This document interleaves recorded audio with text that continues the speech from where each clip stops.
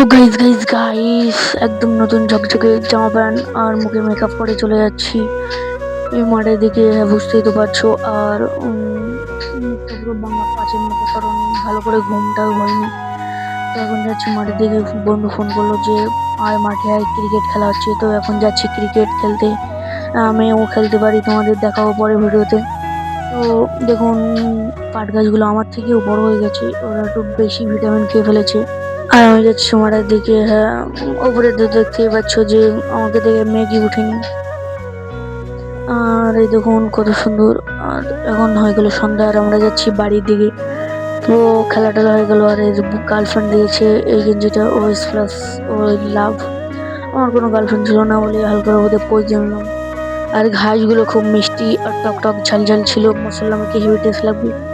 ও এত সুন্দর টেস্ট আমি বিশ্বাসই করতে পারিনি। তো বাড়ি যাচ্ছি, পোস্টার দেওয়া হয়ে গেল। আর দেখুন, আর এবার হালকার উপর দেখি চুলটা ঝাড়িয়ে নিয়ে চলে যাচ্ছি বাড়ি দিকে। তো দেখা হচ্ছে পরের ভিডিওতে। Bye, subscribe.